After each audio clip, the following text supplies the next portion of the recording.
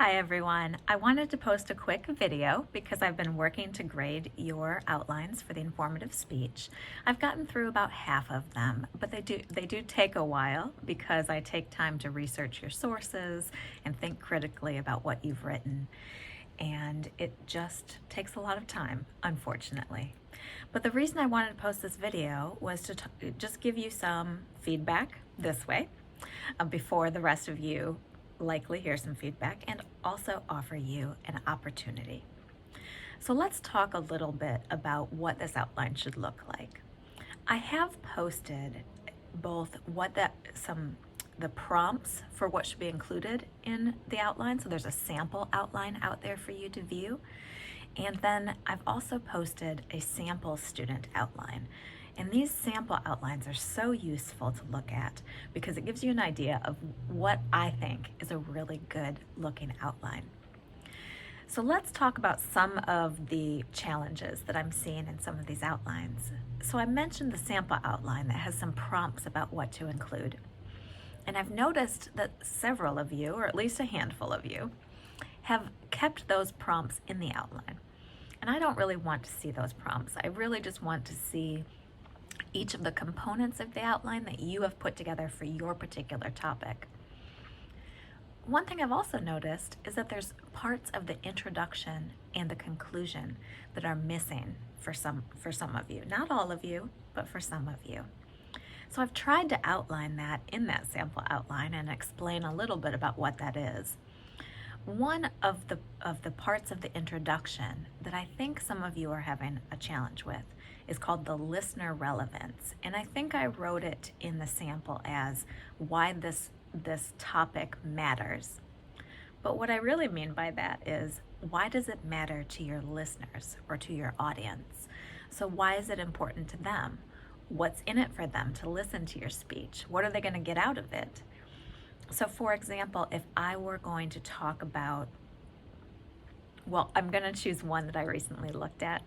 If I'm going to talk about the different types of sunscreen, then what's in it for you as the audience might be that you need to know how to take care of your skin so you don't end up with a sunburn. Kind of easy right there for what that matters, or how that matters, excuse me. Some of you might have a little harder time coming up with the topic. So some of you, for example, chose from that list of change makers. And so why is it important for the audience to learn about Alicia Keys or any of the other change makers there? So you might have to think about how this topic really relates to their lives. Maybe it's that you think that people want to be civically engaged and the person that you've chosen has been engaged in that way, or that many people volunteer their time and here's another opportunity for you to learn about that. So just think about what is in it for your listeners, because if you can essentially hook them in the introduction, they're going to want to listen to the rest of your speech because they want to learn more. I also want to mention, I've noticed some of you missing transitions. So transitions are those statements in between ideas. So from the introduction to your first main point, in between each of those main points, and then also from your last main point and into your conclusion, that help your ideas flow. And typically they start with statements like, next I would like to talk to you about, or finally, or now that we've talked about that, it's important to turn our attention to this other topic. There's several ways to do it, and you probably do this quite a bit in normal conversation or in writing for other classes. And so it's just important for you to think through that because you want your audience to be able to understand where they've just been and where they're going. So please think about those and write them out in the outline.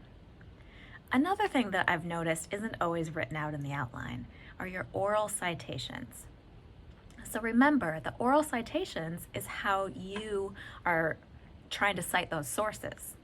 So according to Dr. Jones, who is a researcher with the National Institutes of Health researching brain cancers, and then you go into the information.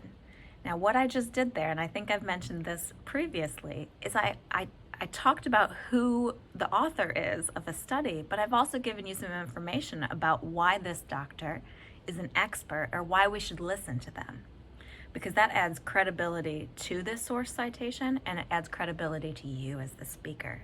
So please write that out, because if you just write in parentheses the last name of someone and the date, which of course in written work helps the reader understand which source you're referring to, I don't necessarily know how you would refer to that orally in your speech. Let me check my notes here. Oh, the one last thing I wanted to mention about this is there's a really great resource out there, which I'll include in our announcement, for how to find or how to write source citations in APA. I'm asking for APA. You might have only ever been familiar with MLA before. This site does also include MLA, but I'm going to include the link to the APA resource. But the resource that I really love for figuring out how to write sources is called Purdue OWL. So that's from Purdue University in Indiana. And they are regarded as one of the experts here for the resource guide, excuse me. So with all of that information, here is the opportunity that I mentioned at the beginning. Notice the transition I just used. So the opportunity is, I want you to be able to have a rewrite of your informative speech outline. Now this is easier for those of you who I've already provided details and feedback to, but the rest of you can certainly get started just based on some of what I've talked about here today. And I will give the link to that assignment and the due date in our announcement. So hopefully you'll take advantage of that. If you do, the grade on the new outline will replace the old outline. So if as you receive your grade, you weren't entirely happy with it and you think that a little bit of time spent on it could increase that grade, this is an opportunity for you to earn some of those points back. Feel free to reach out to me if you have any questions. You know where to find me, and I'm always happy to help you. Wishing you much success. Have a great day. Bye.